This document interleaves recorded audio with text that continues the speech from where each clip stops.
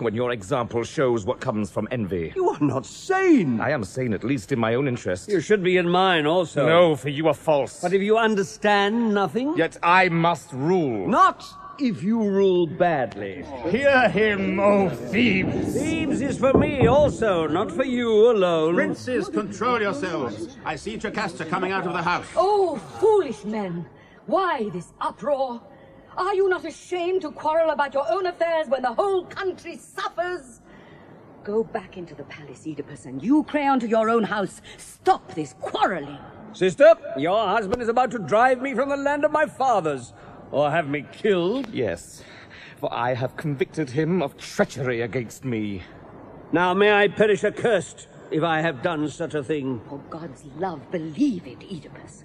First for the sake of his oath, and then for my sake, and for the sake of these people here. Yes, do what would you have me do? Not to make a dishonorable charge with no more evidence than rumor against a friend who has bound himself with an oath. Do you desire then my exile or my death? No, by Helios, by the first of all the gods, may I die abandoned by heaven and earth if I have that thought. It breaks my heart that our public griefs should be increased by your quarrels. Then let him go. Though I am doomed thereby to death or to be thrust dishonored from the land, it is your lips, not his, that move me to compassion. Wherever he goes, my hatred follows him. You are as sullen in yielding as you were vehement in anger. But such natures are their own heaviest burden. Why will you not leave me in peace and be gone? I will go away, misjudged by you. But all those here will judge me better. My lady, why do you not take your man into the house? I will do so, when I have learned what has happened. The half of it was blind suspicion, bred of talk. The rest, the wounds left by injustice. On both sides? Yes. What was it? Our land is vexed enough. Let the thing alone, now that it is over. You see now what has happened? Well meant was your advice, but it has blunted my wrath. It has frustrated me. Oh, my king, let me say it again and again. Only fools and men bankrupt of wisdom would seek to drive you out of Thebes. When Thebes was sinking, you brought her safe through the storm. Oh, Oedipus, steer the ship once more safe home. In the name of the gods, my king, tell me, what put you in this anger? I will tell you, for I honor you more than these men. The cause is Creon and his plots against me. Speak on. If you can tell clearly how this quarrel arose. He says that I am guilty of the blood of Laius. On his own knowledge or on hearsay? He has made a rascal of a seer his mouthpiece. Ah, do not fear that there is truth in what he says. Listen to me, and learn to your comfort that nothing born of woman can know what is to come. I will give you proof of that. An oracle came to Laius once. I will not say from Phoebus, but from his ministers, that he was doomed to die by the hand of his own child, sprung from him and me. When his child was but 3 days old, Laius bound its feet together and had it thrown by trusted hands upon a trackless mountain. And when Laius was murdered at the place where 3 highways meet, it was, or so rumor says, by foreign robbers.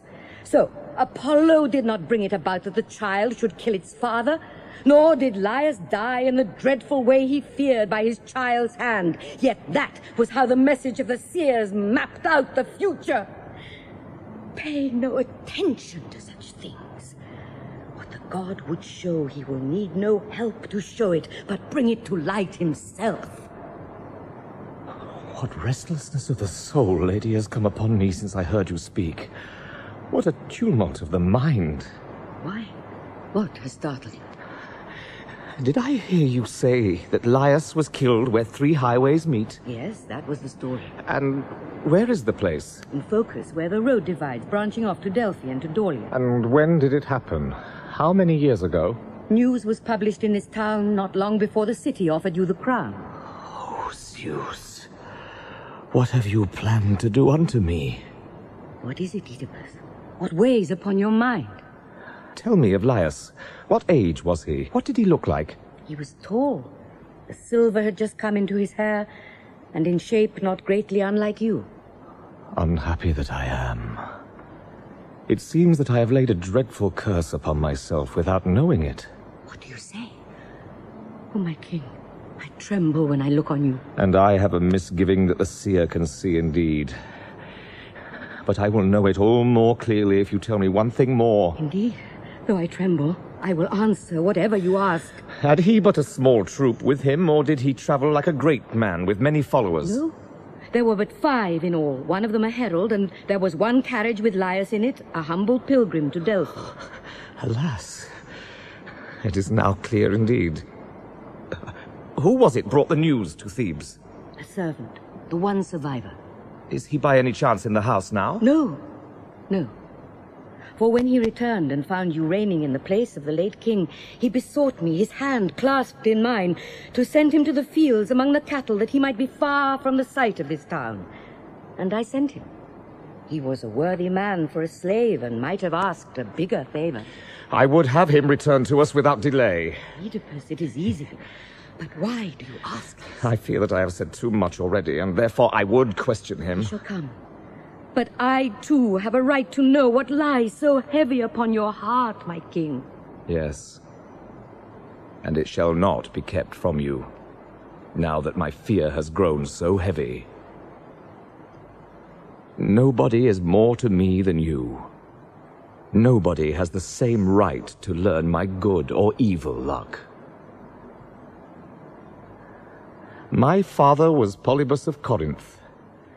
My mother, the Dorian Merope, and I was held the foremost man in all that town until a thing happened. A thing to startle a man, though not to make him angry as it made me. We were sitting at the table, and a man who had drunk too much cried out that I was not my father's son. And I, though angry, restrained my anger for that day.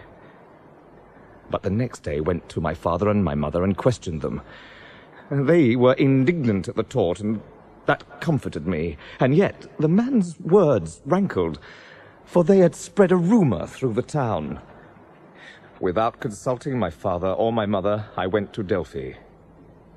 But Phoebus told me nothing of the thing for which I came, but much of other things. Things of sorrow and of terror. That I should live in incest with my mother and beget a brood that men would shudder to look upon. That I should be my father's murderer. Hearing those words, I fled out of Corinth, and from that day have but known where it lies when I have found its direction by the stars. I sought where I might escape those infamous things, the doom that was laid upon me. I came, in my flight, to that very spot where you tell me this king perished. Now, lady, I will tell you the truth. When I had come close up to those 3 roads, I came upon a herald, a man like him you have described, seated in a carriage. The man who held the reins and the old man himself would not give me room, but thought to force me from the path, and I struck the driver in my anger. The old man, seeing what I had done, waited till I was passing him and then struck me upon the head. I paid him back in full, for I knocked him out of the carriage with a blow of my stick.